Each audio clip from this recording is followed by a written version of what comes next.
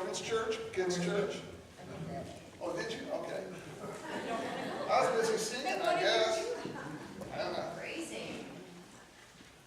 As we continue our study of tough questions and God's answer, one question or comment that I've heard over and over again from many, many people is this: how can a loving God send anyone to hell? Now, the other way of saying that is, I don't believe a loving God will send anyone to hell. How many people believe that? Well, 79% of all Americans do not believe they're going to go to hell when they die. Which is interesting, because only 71% of all Americans believe there's a hell. Everybody else has rejected it. Now, 87% of all Americans believe in heaven. They like the idea of heaven, but they don't like the idea of hell. Of course. And 91% of all Americans believe in God. Now, it's interesting, there are 6% of Americans who believe they're going to go to hell. They've accepted it, or they don't care. Well, is there a hell? Some people reject it. If there is a hell, who's going to go, if anybody? Well, is there really a hell? Well, some people say, hell no! They don't believe it. They don't believe in hell. They believe a living God would never send them there. Many people choose to believe in no hell because, guess what? If you don't believe in hell, you'll have to face the fact that it may be coming. 7 years after Jesus was born, and 40 years after he died, there was a huge volcanic explosion on the volcano of Vesuvius. Vesuvius was just up the hill from two Roman cities. One of them was Herculaneum. There had been warning signs for days before it exploded and destroyed those cities. The people chose to ignore the warning signs. Why? Because it hadn't done anything for hundreds and hundreds of years. Why should we worry? If we ignore it, maybe Mount Vesuvius would go away. Did it work out that way? Thousands of people were buried 30 feet deep in volcanic ash and lava. They chose to ignore it because they didn't want to face up to the disaster that was Mount Vesuvius. Well, today, there's a spiritual Mount Vesuvius waiting for those who are not ready for it spiritually, and they chose to ignore it. See, I don't believe in hell, no. I believe in hell, yes. I believe it's there. Why? Because Jesus himself talks about hell. He calls it Gehenna. He calls it the unquenchable fire. And he's very clear that if you are not ready, you will be facing that experience. Now, in fact, he talks about hell and Gehenna 12 different times. He talks about it in other terms. He talks about it as an outer darkness in Matthew chapter 8, verse 12. James, his brother, who wrote the book of James later on, talks about hell specifically. Paul, Jude, and John talk about hell without mentioning the name specifically. It's all through the New Testament. Jesus knew there was a hell. Why should we question it? Now, here's something interesting. Recent research by Dr. Maurice Rawlings, as he looked at these near-death experiences, are called near-death experiences, but technically they are clinically dead for a period of time, sometimes as long as an hour. And he did some research on these patients that had these clinical death experiences. And he found out something interesting. Over half of all the patients who had clinically died and then came back to life later on shared a story of horror about some horrible experience of them going to a hell-like experience. Hades, hell, which was it? Whatever it was, they were at the gate of this terrible experience before they were pulled back into life again. And what's ironic is all of those people made a decision to drastically change their life and turn back to God because of the horror. There's stories about those who were clinically dead, and then when their heart started beating, they came screaming, "Ah!" They were scared to death because they had just left the gates of hell itself. Were they imagining it? Well, they were dead. How could they imagine it? There was no brain waves. Their spirit had experienced that which Jesus says is waiting for us. Now here is really the tough thing for us to accept. There needs to be a hell. Do you hear me? There needs to be a hell. Why? Because if there's no hell, there's no justice. You see, God is the perfect, holy, and righteous God. And if there's no hell for those who reject Him and His ways, then there is no justice. Think about this. A man brutally rapes a woman. Police catch him in the act. And the police said, okay, don't do that anymore. Go ahead and go home. Is that justice? We demand justice from those who are evil, who do evil things. Well, God, as a God of love, but also a God of justice, demands the same thing. He gives us an opportunity to turn from that. But if we choose to continue to do the evil thing, which is rejecting God and Jesus Christ, there is a hell waiting for us. There needs to be extreme punishment for those who reject God completely. Now, what's really great, though, is God does not want anyone to go there. So He provided a way for us to avoid that eternal punishment that we deserve by accepting His Son, Jesus Christ, as the Son of God, our Savior, and our Lord. But if you choose to reject the free gift of Jesus, then that's what's waiting for you. Yes, there is a loving God, but people still go to hell. Why? Because we choose to send ourselves to hell by rejecting Him. Amen. We choose by rejecting the love of Jesus and what He's done for us on the cross to go to hell. Matter of fact, if you read in the book of Revelation, it talks about people going to hell after judgment, but it said that it's reserved for the devil and his angels. The purpose of hell was for the devil and his angels to be sent to after judgment. We choose to join him when we choose to reject God. Now, there are those out there, though, and maybe you know some of them, maybe you're this person yourself, they believe in something called universalism, and that is the belief that God being so loving, everybody's eventually going to make it to heaven. Now, some believe that there might be a period of punishment for a time, a purgatory type punishment before you get to go to heaven. But everybody's going to make it. It's going to be one big happy family. You're going to be there. The ex-murderer's going to be there. Hitler's going to be there.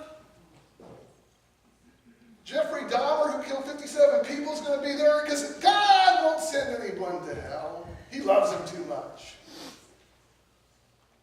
Well, as I said earlier, if everyone goes to heaven, then God is not just.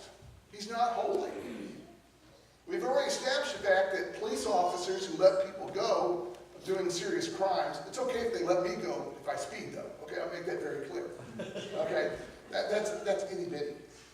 But the big stuff, okay, if they let you go, they're not doing their job.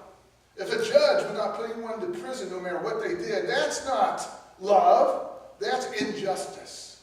God is loving, but it's also a God of justice. We like to focus on the love, but we don't want to focus on the justice.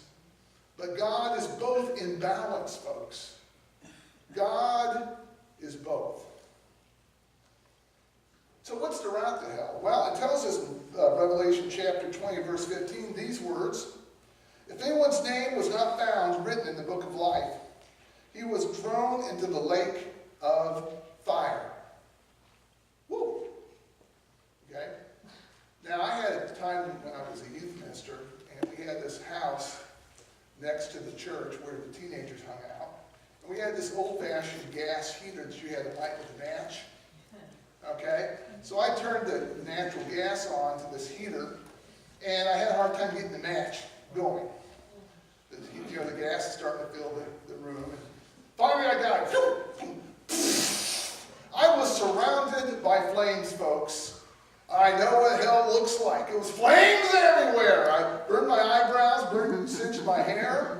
Got second degree burn. See, there you know what happened, right?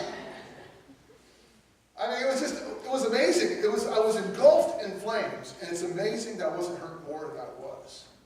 Okay, I had quite a sunburn when I got home. Folks, that's what's waiting for us. Whether the fires are metaphorical for extreme torment or physical in nature, it is a place of incredible torture. That's what's waiting for us. And what's the route? Well, in this life, when we deny our sinfulness, now we talked about sin a while back. Sin is rebellion and independence from God. Sin is not just God taking away all the fun things we want to do through the commandments. It's an attitude as well as actions of saying, God, I don't need you. I'm going to live my life the way I want. That's sin. And then it's manifested by our actions, which are sinful. Okay? When we choose to ignore our independence and ignore God and what he offers and reject him, then guess what? We're on our way. Most people think and believe that they're going to go to heaven because they're pretty good people. Okay? Over and over again, I talk to people about, when you die, do you think you're going to go to heaven or hell? Well, I think I'm going to go to heaven. And the response that almost everyone says when I say why is, I think I'm good enough of a person. Now, some they say I'm a great person because they know better. But they think they're going to squeeze into heaven, by the skin of their teeth. They haven't raped or murdered anybody recently. They haven't robbed a bank. Yeah, they cheated their income tax a little bit, but everybody does that. But they're good enough. Well, folks, we need to understand something. When we say we're good enough to meet God's standards, we're saying that we're a lot better than what God says we are. It offends God. When we refuse to accept our sinfulness, it offends God. We need to realize that when we refuse to accept Christ, we refuse the route of God's love in our lives. You don't get to pick how you make God happy.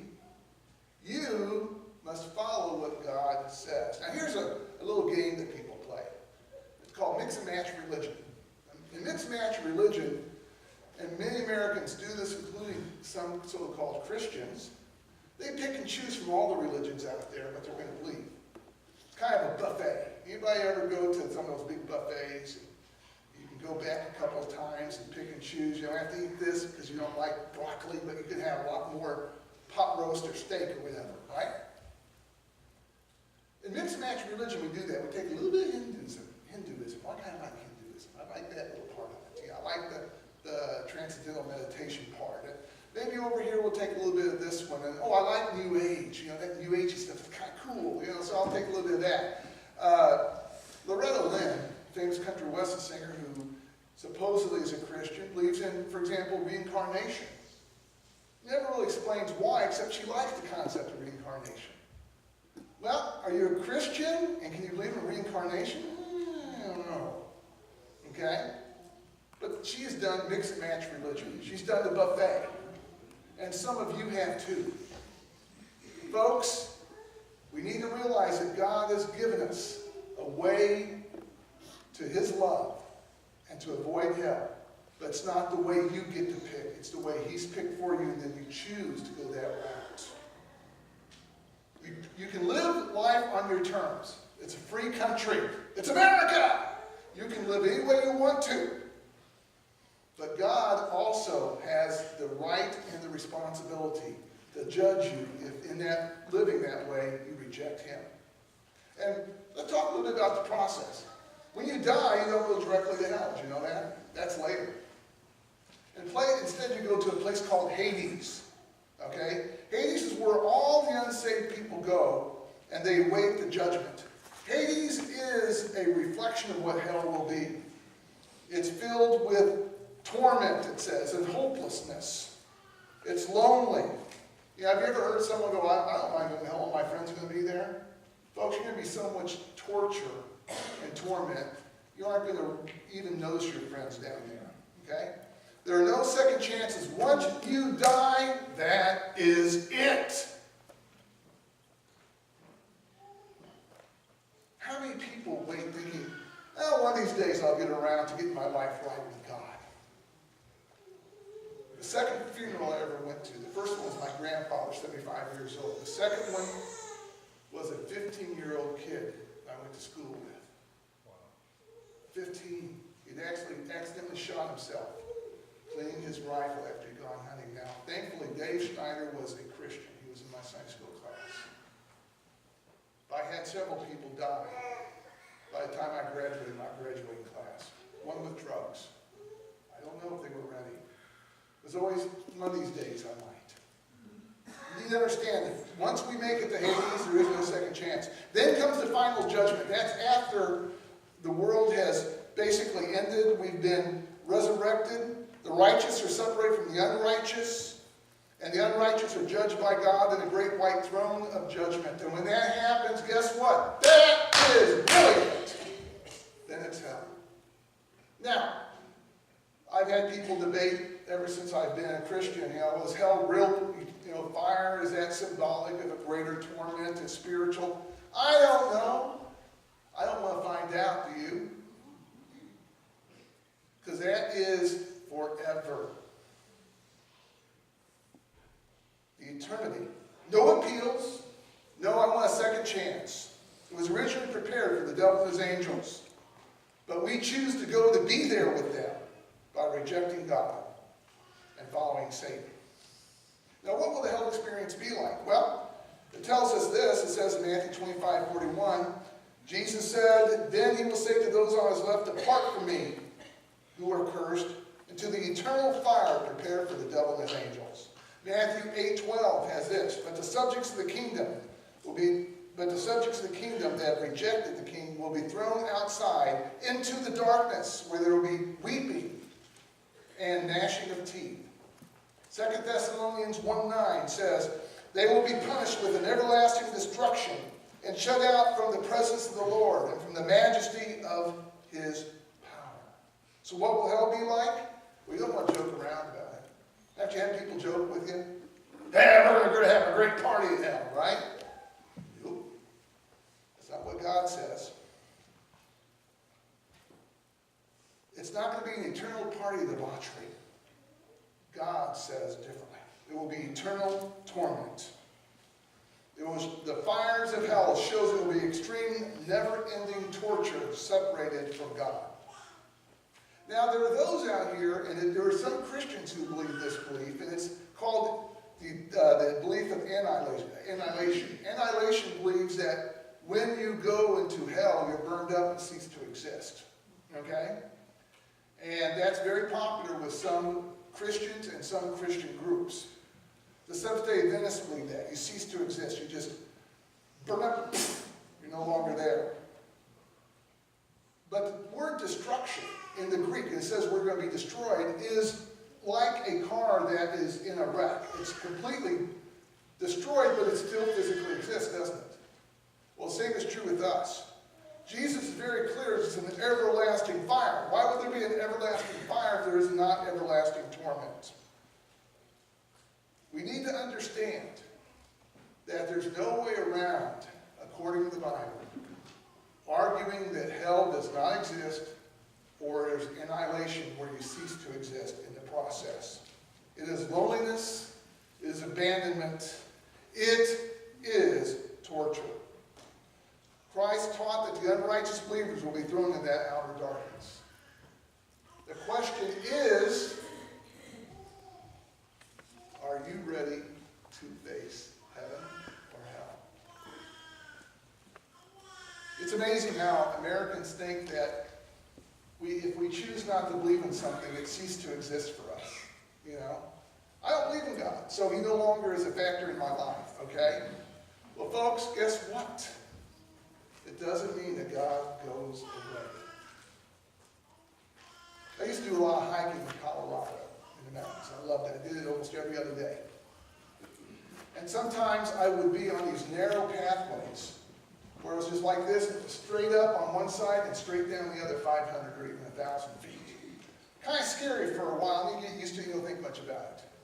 Let's say that as I was hiking down the trail, I decided to defy gravity, because I don't believe in it anymore. Let's say that I decided to say, I don't believe in gravity, so I'm just going to walk on out there because it doesn't exist, because I choose not to believe in it. But gravity ceased to exist. How many of you believe if I'd done that, I would have walked in air? Thank you, Dakota.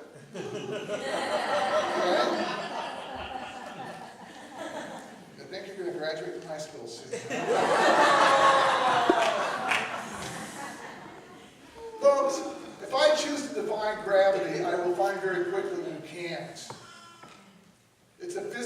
reality no matter what I choose to believe or not to believe.